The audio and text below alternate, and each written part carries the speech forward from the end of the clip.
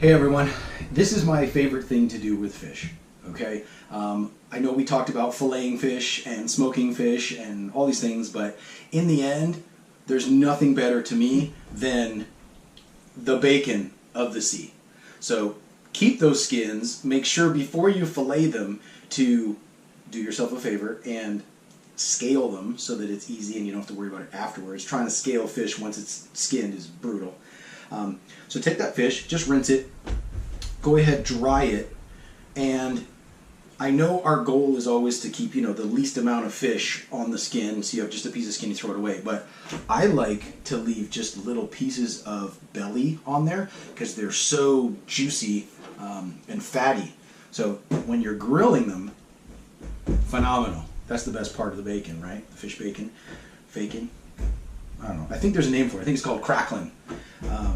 So go ahead, dry them off. That's very important. And what you want to do at that point is take some kind of salting or seasoning. You can do it just by yourself, but I really have tried and have been unsuccessful to beat good old adobo. Spanish adobo, not Filipino adobo, but just regular adobo. Go ahead and lightly salt, season each side. Don't go crazy because you're going to do both sides, and look how tiny it is. So this is a salty dish. This is not for those out there watching your salt intake for blood pressure. But if you're eating bacon, you're probably not watching that either. Go ahead and lightly salt the outsides. Super simple, super easy. 9 times out of 10 people just throw the skin away, and I'm going to show you the next step. Okay, so we're now at this grill. Got it on low to medium heat. Go ahead and spray down because this skin is going to stick.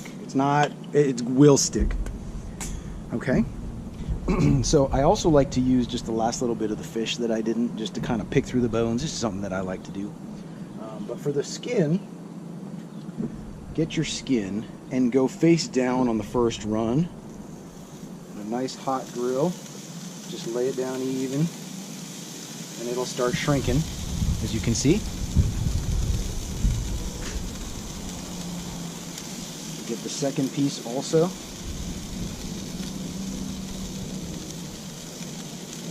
Nice and easy.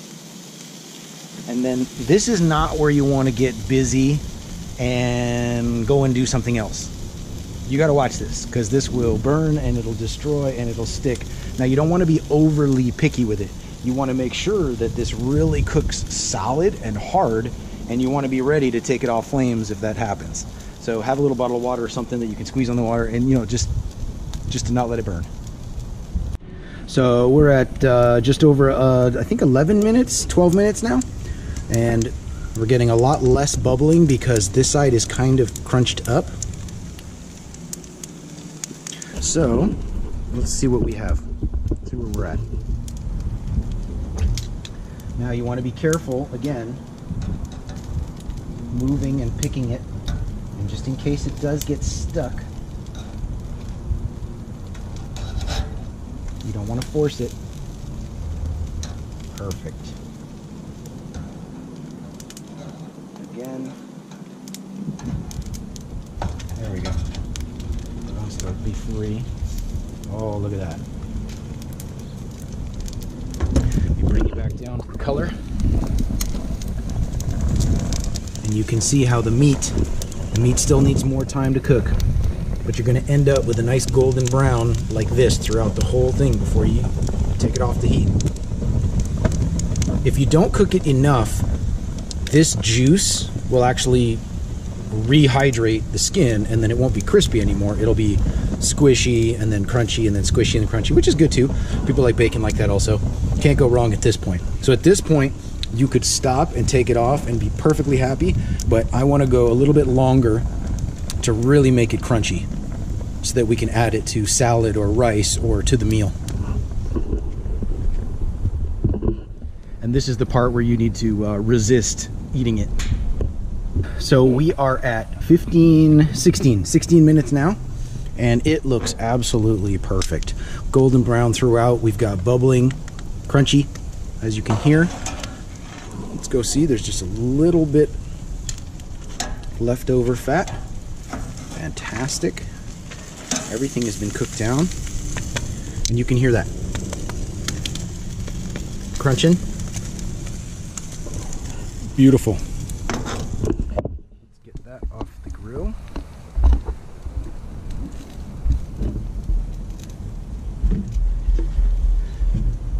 Trusty wood board. I like to place it skin down. Skin up, and that way the skin can keep on drying out some more. Because if not, like I told you, underneath there is the juice, and you want that not to keep on rehydrating that skin. Perfect. Now, like I said, this part you need to resist eating it. Let it cool down just a tad, and then you can have it on rice, you can have it on salad, you can make it however you want to make it. It's the best part. All right, back in the kitchen, and here is your salmon cracklins, or the bacon of the sea. Like I said, you can get yourself a ridiculously sized knife and cut it all up and sprinkle it all on rice, on salad, use it as garnishes, just the same as you would use bacon bits or anything like that. But for this video, the best thing to do is to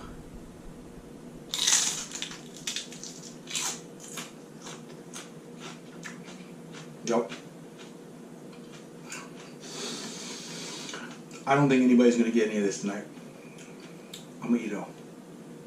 So, the juiciness and the fat of these little pieces of belly, plus the saltiness and the crunchiness of the skin, I mean,